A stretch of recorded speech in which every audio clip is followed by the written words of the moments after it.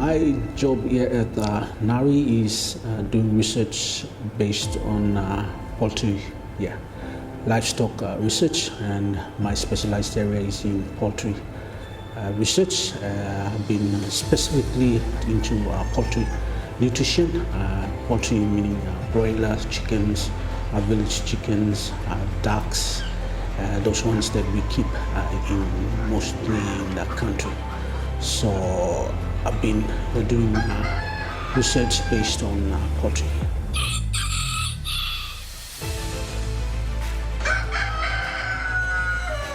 Uh, 10 years now.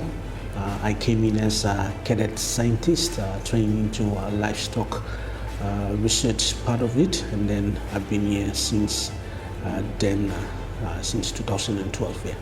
The work that we've been doing based on the village chickens has been on preserving the genetic resources that we have in the country. So NARI, with these research centers situated in some of the ecological zones in the country, we've been mainly focusing on preserving the genetic materials.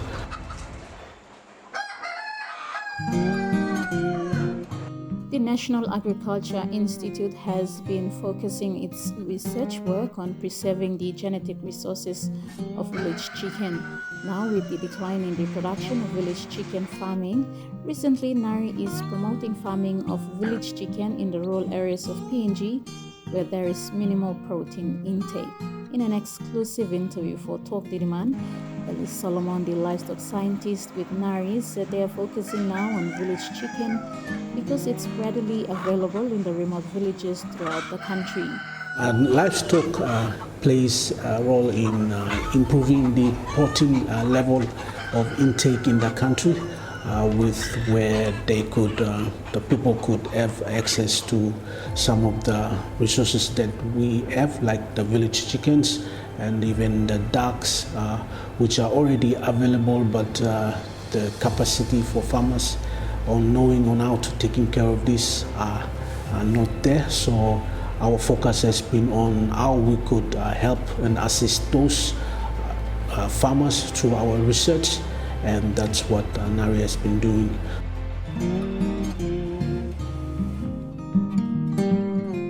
Mr. Solomon explained that the production of village chicken dropped due to lack of knowledge on how to raise them.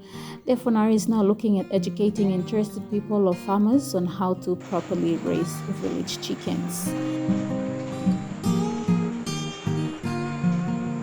NARI's focus has been on improving the livelihoods of many smallholder farmers, both the crops and the livestock farmers. So our focus has been mainly on those vulnerable communities with less nutrition intakes, and also those with less capacity in terms of like farming knowledge.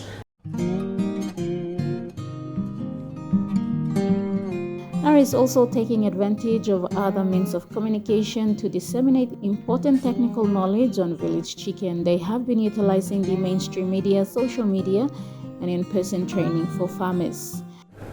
Yes, we've involved in several projects in previous years, and then this year, previous years, we've been doing some work on promoting village chicken in like Meniamia, Kabum, and Tap Tap in border of Medeng and Morobe, and then in some parts of like Watut, Upper Watut in Bulolo area.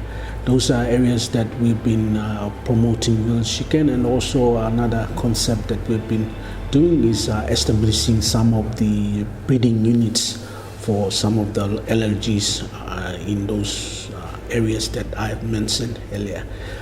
Recently, we've visited Finsafen, which is one of the new sites where we are trying to do similar work with them, promoting village chicken as a source of protein for them, and helping the farmers to improve in management. And within around Makam area as well, where there are other NGOs who are doing the same, where we provide TOT trainings for them, and then they carry out the work as well. So like Makam and Bohana was one of the areas that we worked in some previous work. We have seen improvement management in village chicken as some great impact in their communities. Village chicken has been part of PNG villages and households for decades, but the only issue that restricted people to continue looking after chickens is the technical knowledge behind how to raise them. But the only problem that we have been facing with village chicken is that their production has been low. One of the reasons being that they are allowed to scavenge for themselves. They fend for themselves, they look for food, nutrition, they fend for their health, they take care of their own young ones, they even go into brooding and hatching chicks for themselves. Those are some of the things that the chickens they themselves do, in which there is not much effort put into by the people taking care of village chickens. So the advice is that village chickens can lay eggs, they can give good meat, it can be used as a source of protein for people with less protein intake in the households. Also, they can use village chickens to generate income, especially in some of the remote parts where there is less protein available. Village chickens are already available. They are easily managed. If you can compare with other livestock, larger livestock, they can be easily managed. The advice is that only if we are able to provide good management meaning providing good shelter for them, providing good nutrition, and making them secured, providing a security for them in the nights, and then allowing them to roam around freely and improving their production.